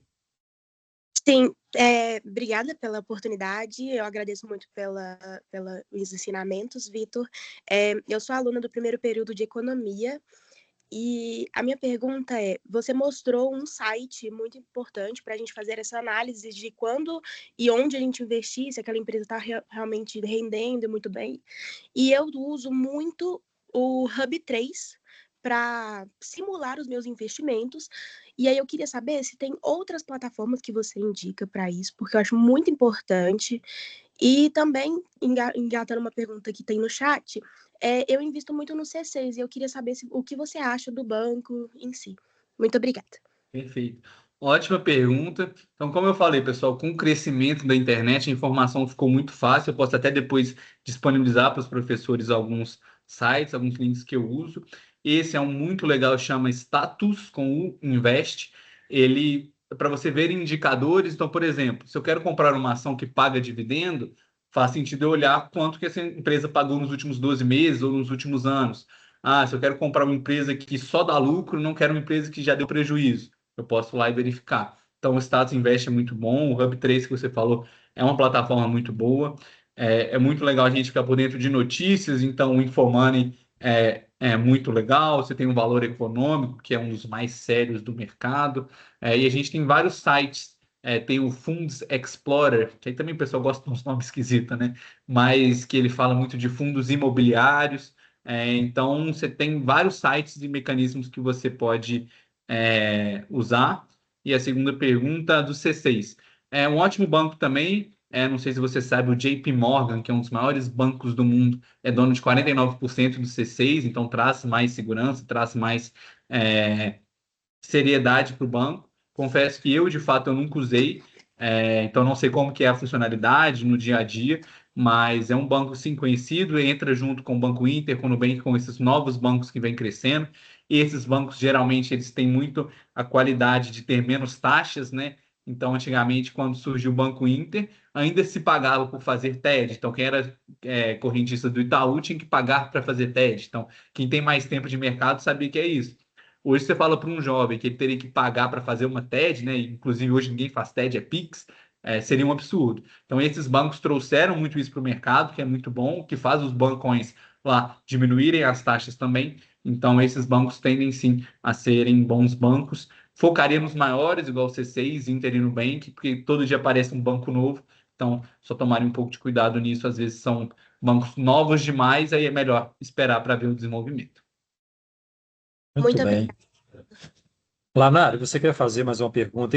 Tá cheio de perguntas no chat, eu não vou conseguir fazer Pois todas. eu vou pegar uma aqui do Davi Guilherme Klippel. Ah, ele quer sugestões de como começar a investir no exterior. O que você sugere para ele?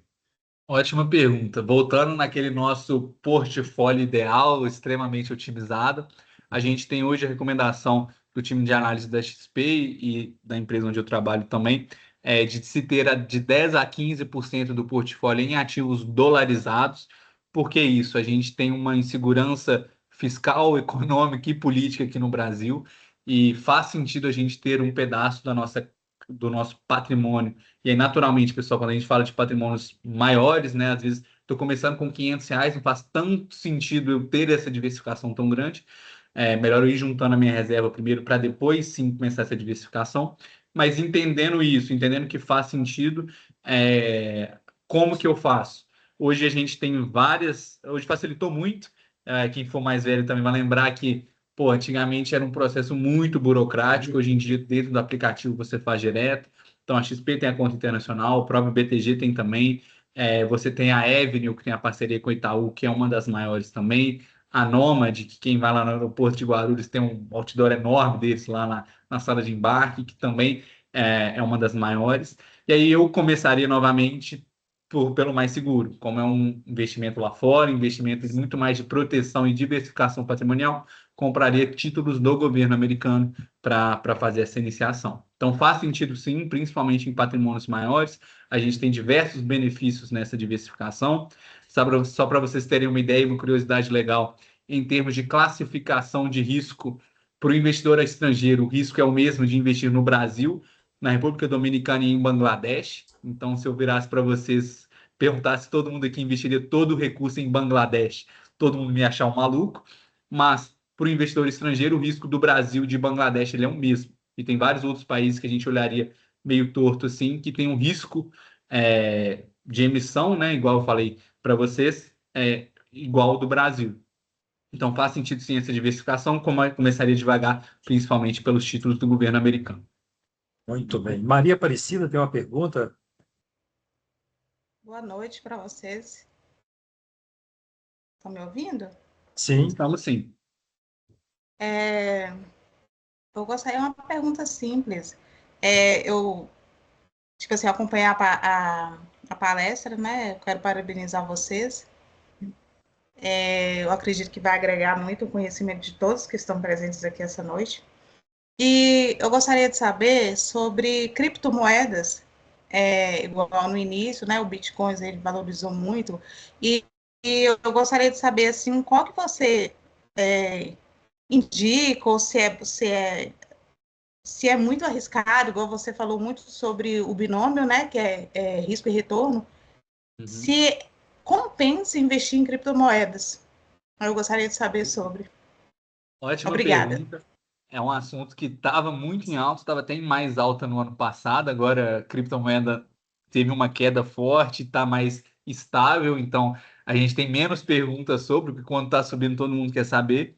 Volta na questão do perfil. Se você for uma pessoa que está disposta a ter o risco, que tem se a carteira valorizar, se esse ativo cair 10, 20, 30%, o que pode acontecer e é comum no Bitcoin, se você estaria tranquila, não tem problema ter uma parte pequena, e aí para o Bitcoin geralmente a gente aconselha de 2 a 5% no máximo, dentro desse perfil dessa carteira mais otimizada, porque é um ativo muito volátil. A gente viu que é um ativo que ele pode sim subir 100% em 2, 3 meses, mas ele pode cair 50% também. E aí qual que é o grande problema? Quando está subindo, todo mundo quer comprar, né? O Bitcoin está subindo, vejo meu tio ganhando dinheiro, meu colega de trabalho, meu colega na faculdade fala, não, tô ganhando dinheiro com Bitcoin. Aí o Bitcoin bateu lá R$ 600 mil um Bitcoin. Aí todo mundo quer comprar. Aí o que acontece? Bitcoin caiu mais de 30%. Aí a pessoa fala, investimento de renda variável é horrível, e aí sai reclamando, mas aí foi uma decisão errada. Então, falando um pouco mais, criptomoeda tem vários benefícios que são muito interessantes, né? Por que falam que o Bitcoin é o ouro digital? Você tem uma escassez que é muito importante, então você tem um número limitado de Bitcoins, hoje são 21 milhões de Bitcoins. Por exemplo, o governo pode emitir dinheiro, isso acontece, isso gera mais inflação. O Bitcoin não tem isso. Você tem uma estrutura que é descentralizada, ou seja, você não está ligado a nenhum governo, que isso também é um outro benefício. Você tem em outras criptomoedas, por exemplo, o Ethereum, várias tecnologias, por exemplo, contratos inteligentes que você pode usar, não é só uma moeda de negociação. Você tem um sistema do blockchain, que é uma estrutura de segurança muito praticamente impossível de hackear. Então, você tem vários benefícios, mas você também tem outro lado. Você tem um risco muito grande. Como que faz esse armazenamento, né? Você tem o risco de perder a senha, e se perde a senha, você não consegue achar. Então, é um pouco desse lado. Se é uma pessoa que gosta de tomar risco, pode sim fazer sentido, mas tome cuidado com o efeito manada, de comprar só porque está todo mundo comprando. Como eu falei, ninguém é obrigado a comprar só porque está todo mundo comprando. E geralmente, quando está todo mundo comprando, não é o momento de comprar, porque as pessoas vão nesse efeito manada e depois a queda é maior. Muito bem. Obrigada. Vitor, tem uma pergunta aqui da Flávia Bicalho, bem interessante. Sabemos que os bancos pagam porcentagens do CDI, exemplo, 90% do CDI, 95%. Qual percentual você indicaria hoje que seria bom para aplicar, para começar? Ótima pergunta. Eu fiz uma palestra na semana passada, eu tive exatamente essa pergunta. Aí, pessoal, algum ponto. Isso depende de alguns fatores. Primeiro ponto, e o principal deles, é o prazo. Lembra que eu falei com vocês que o prazo ele interfere? Então, não confundam uma aplicação de liquidez diária com uma aplicação de prazo. Mas, se for um CDB, se for um ativo que tem imposto, sempre aplicarem no mínimo 100% de CDI. Então, qualquer banco, qualquer instituição, você consegue, dessas tradicionais, você consegue investir um CDB a 100% de CDI. Se você está num banco e te oferece um CDB menos de 100% de CDI, você está deixando de ganhar dinheiro. Então, você pode abrir, por exemplo, uma conta no Inter de forma gratuita e investir num CDB de 100% de CDI na mesma hora. Na XP também, no BTG. Então, se for um CDB, sempre 100% de CDI. Se for o prazo, por exemplo, para daqui a um ano, daqui a 2 anos, tem que ser maior do que 100% também. Se for 100% também, não faz sentido eu travar por um ano para ganhar a mesma coisa. Então, vamos supor, 105% a 110% de CDI. O professor até comentou, tomem cuidado com 140%, 150% de CDI, porque isso provavelmente ou é um emissor muito ruim ou alguma coisa que está boa demais para ser verdade. Então, para liquidez diária, sempre 100% de CDI. Para um prazo fechado, de 105% a 115% de CDI. Obviamente, quanto maior o prazo, maior a taxa. E aí, um outro ponto que é muito importante, eu falei para vocês que os bancários também a gente tem LCIs e LCAs. Esses ativos eles são isentos de imposto de renda. Então, por não ter imposto de renda, a rentabilidade que ele te paga já é líquida. Então, naturalmente, esses ativos pagam uma porcentagem menor do CDI. Então, por exemplo, eu vou investir numa LCA com prazo de um ano, ela vai me pagar 90% de CDI. Quando você olha da primeira vez, você fala, nossa, que investimento horrível. O Vitor falou sempre acima de 100% de CDI. Mas aqui a gente tem que tomar um cuidado muito importante, se o ativo ele é isento de imposto de renda, então ele tem LCI ou LCA, aí eu posso sim comparar, aí assim eu posso investir nesses ativos, aí geralmente uma taxa boa é acima de 90%, porque meu investimento líquido tende a ser maior do que o meu investimento no CDB. Combinados? Então, geralmente fica em torno dessas faixas. Tomem sempre cuidado com a questão do imposto de renda, porque às vezes bate o olho e fala, nossa, 91% de CDI. Acho horrível e muitas vezes é uma taxa boa por conta da isenção de imposto de renda. Perfeito. Lanari? Uma pergunta interessante que apareceu aqui, que eu vou ler a pergunta toda. Para quem está com dívidas altas, ter dinheiro investido em ações ou renda fixa pode acontecer de ter algum bloqueio de contas? Pergunta. Segunda, qual seria o investimento mais seguro para quem está endividado e negociando as dívidas? Perfeita e ótima pergunta. Primeiro passo, pessoal, quem tem algum problema de dívida é se organizar para conseguir quitar. Por quê? Eu não falei para vocês como que o banco ganha dinheiro. A gente investe lá, ele paga uns por 100% de CDI, e aí, naturalmente, o banco não é bobo nem nada, ele vai cobrar muito mais de quem ele está emprestando dinheiro, seja via cartão de crédito ou via empréstimo, porque é assim que o banco ganha dinheiro. Então, se você tem o dinheiro investido e uma dívida, provavelmente a sua dívida é muito mais cara do que o seu investimento. E aí, salvo exceções. Por exemplo, financiamento imobiliário tende a ser mais barato do que as taxas tradicionais. Mas eu estou falando aqui dívida de cartão de crédito, de cheque especial, essas coisas. Primeira pergunta, pode sim, o banco ele pode sim tomar os seus investimentos, inclusive tem várias instituições que usam, por exemplo, limite de cartão de crédito atrelado aos investimentos, então você só pode resgatar quando você pagar essa dívida. O segundo ponto, se você está em dívida, não invista em renda variável, por quê? Imagina que eu estou devendo 10 mil reais para o banco e eu tenho 5 mil reais investidos. Aí eu compro a ação da Petrobras e ela cai 20%. Então agora, em vez de eu ter 5 mil, eu tenho 4 mil. Eu não tenho esse luxo de poder perder esse dinheiro e esperar. Então, se eu tenho dívida, eu não posso ter renda variável. Eu posso investir enquanto eu estou negociando a dívida ou se ela é por prazo mensal, mas eu invisto em renda fixa. Por quê? Eu não posso perder esse dinheiro. Eu não posso me dar ao luxo de perder esse dinheiro. E aí, o que muitas pessoas fazem?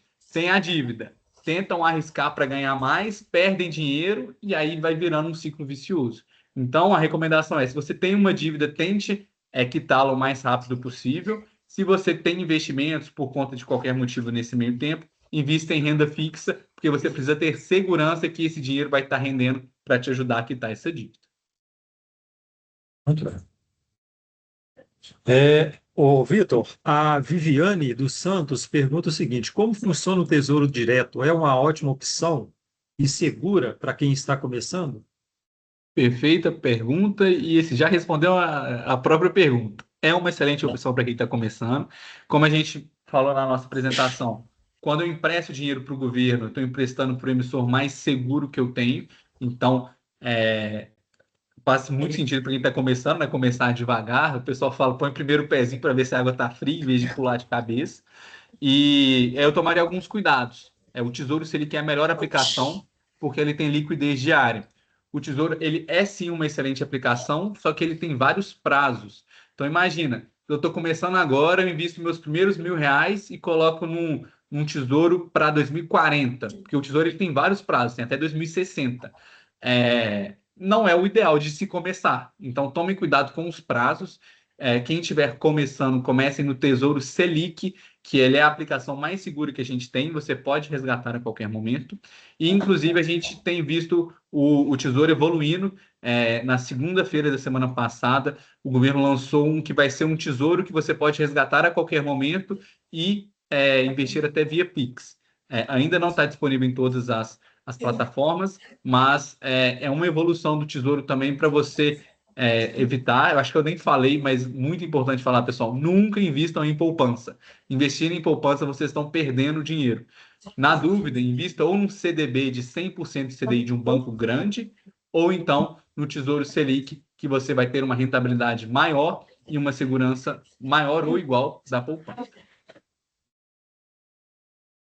Mais uma pergunta do Breno. Desculpa, Felipe Breno. Fique à vontade. É isso mesmo, Felipe Breno. Boa noite a todos. Ô, Vitor, na verdade é uma dúvida e uma pergunta, tá? A gente tem alguns bancos, né, que na verdade seriam carteiras, eu não sei dizer assim, ao certo que seria, por exemplo, PicPay, 99Pay, que tem rentabilidades direto na conta corrente. Seria interessante, por exemplo, para uma reserva de emergência, a gente transacionar ou deixar esse dinheiro ali rendendo ali para fazer uma movimentação com, sei lá, com rendimento um pouco maior, porque, por exemplo, A 99 parece que ela está com um plano de 110%, por exemplo, do CDI. E assim, é seguro, não é seguro, é uma estratégia boa para a gente fazer uma operação, por exemplo, de receber, por exemplo, meu salário no Santander e levar esse, sei lá, 3 mil, 4 mil reais para um aplicativo desse, para depois fazer uma aplicação mais segura dentro de uma corretora. Perfeito. Ótima pergunta. É, é uma resposta até difícil, por quê? O que que essas empresas fazem, né? Todo mundo quer atrair novos clientes. Então, você até mencionou a 99Pay, PicPay, você tem até o Mercado Livre começando agora. E o que que eles fazem? É como se fosse uma promoção para novos clientes. É igual quando abre uma hamburgueria nova, você chega lá, você compra um hambúrguer e ganha outro.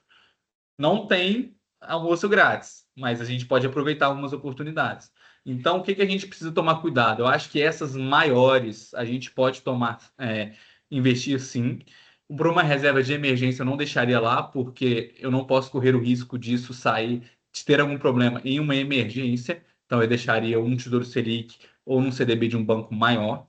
E, naturalmente, por serem empresas que estão começando agora, eles precisam investir pesado em captar novos clientes.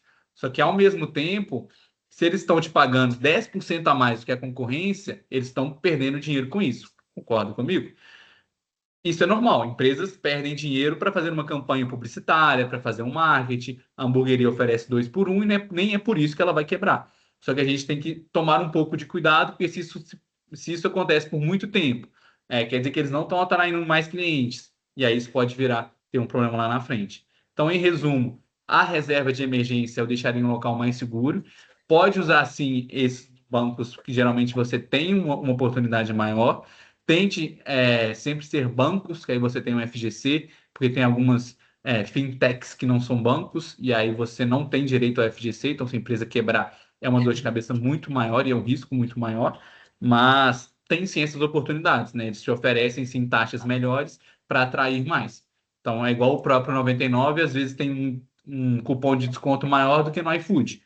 O iFood ele é maior, mas faz sentido. Então, só tomar esse cuidado, não colocar dinheiro demais lá, mas pode sim aproveitar essas oportunidades, principalmente nos mais conhecidos.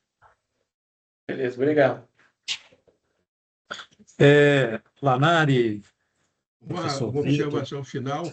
Estou impressionado com, digamos, o volume de perguntas que fizeram e algumas que, inclusive, não puderam ser respondidas. Eu queria sugerir ao Vitor o seguinte: coloca um link de contato contigo para eles poderem te perguntar direto, porque não deixa de ser um prospect, né? Claro, com certeza. E eu acho que o nosso trabalho aqui, eu fico legal de ver por mais de 200 pessoas. Eu sei que é uma sexta-feira à noite, É todo mundo muito bom, cara. preferiria tá no bar, tá em casa vendo Netflix. Esse friozinho chegou em Belo Horizonte, mas é muito legal ver o empenho do pessoal, que eu tenho certeza que isso vai trazer frutos lá na frente para vocês. E é o que eu sempre falo, pessoal: investimento a gente sempre começa de algum lugar. Então, seja quem está pensando em, não, eu só tenho R$ 100 para investir, já é um começo. Quem já está mais avançado, o principal é começar. Então, muito legal ver o engajamento de todo mundo. Queria poder ficar aqui respondendo todas as perguntas. Muito legal ver o engajamento. Mais de 200 pessoas aqui na nossa palestra. E contem comigo, pessoal. Sigam o nosso Instagram, a gente posta muito conteúdo. Esses sites que eu falei com vocês, estejam sempre buscando informações. E agradeço principalmente a disponibilidade e a atenção de todos. Meus parabéns, Vitor. Muito Muito bem. obrigado, pessoal. Gostaria de agradecer imensamente ao Vitor Teixeira pela participação. Queremos trazê-lo mais vezes, tá, Vitor? Que Para legal. participar dos nossos eventos. Pode ter Conta certeza que comigo. você será convidado novamente. Agradecer também ao nosso oficial, professor Lanari, né, que é o principal mediador aí do grupo de finanças, né? Está sempre nos ajudando. Muito obrigado. Agradecer a presença dos professores, Marcelo, professora Wanda, professor Vanderlei e outros que eu não consegui identificar aqui, porque no meio de uma lista de mais de 200, né? Uhum. E, por fim, agradecer a criançada aí, né? Os nossos alunos, pelo empenho e, como disse o Vitor, né, uma sexta-feira à noite, a gente conseguiu um quórum desse, não é à toa, né? Nós fizemos uma propaganda forte, viu, Vitor? Que bom. Fizemos uma propaganda Deu certo, né? forte. Deu certo, eu tenho certeza que os meninos não se arrependeram, né? Não. Mais uma vez, muito obrigado, pessoal. Ótima noite a todos, um bom final de semana. Obrigado, Até pessoal. mais. Um abraço. Boa noite.